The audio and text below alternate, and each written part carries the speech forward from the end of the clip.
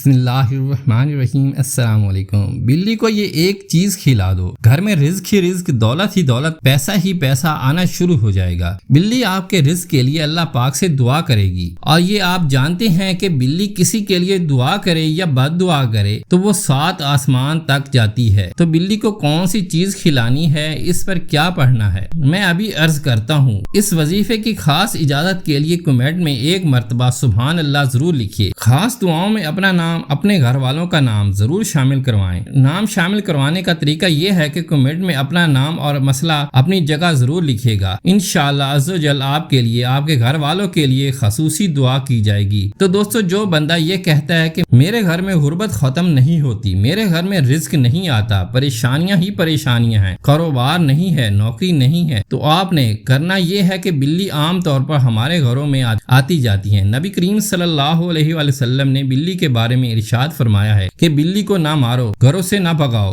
اور یہ ظلم نہ کرو، اس لیے کہ یہ گھروں میں آنے جانے والی چیز ہے۔ اور صحابہ کرام سے بھی بلی پالنا ثابت ہے۔ بزرگان دین فرماتے ہیں کہ بلی گوشت شوق سے کھاتی ہے، اور یہ آپ نے خود بھی آزمایا ہوگا۔ گوشت بلی بڑے شوق سے کھاتی ہے۔ وظیفہ کرنے کا یہ طریقہ ہے کہ آپ نے تھوڑا سا گوشت لینا ہے، 1-2 بوٹیاں لے لیں، لیکن یاد رہے کہ ہڈیاں نہ ہوں، اور وہ گوشت بھی نہ ہو جو آپ نے کھایا ہوا ہو، یعنی بچ گیا ہو۔ صاف ستھرا گوشت لے، یعنی کہ آپ جو گھر میں گوشت پکانے کے لیے لے کر آئے ہیں تو آپ اس میں سے 2-3 بوٹیاں الگ کر لیں۔ آپ نے پکایا ہوا ہے، پکے ہوئے گوشت کی 2-3 بوٹیاں الگ کر لیں۔ آپ نے ایک مرتبہ سورۃ فاتحہ اور 4 کل پڑھ کر پھونک مارنی ہے۔ کسی برتن میں ڈال کر گوشت بلی کے سامنے رکھ دینا ہے، اور یہ بات یاد رہے کہ اسی طرح زمین پر گوشت نہیں پھینکنا، اس لیے کہ اس پر آپ نے کلام پڑھ کر پھونک ماری ہے۔ کسی برتن میں رکھنا ہے۔ جب بلی گوشت کھا کر چلی جائے تو آپ نے وہ ہڈیاں جو بچی ہیں وہ آپ نے پھینک دینی ہے، برتن کو دھو لینا ہے، اس لیے کہ بلی ناپاک جانور نہیں ہے۔ انشاءاللہ عز و جل جو بندہ یہ عمل کرے گا، ہفتے میں کم سے کم 1 بار عمل ضرور کرنا ہے، یا جب بھی آپ کے گھر میں گوشت پکے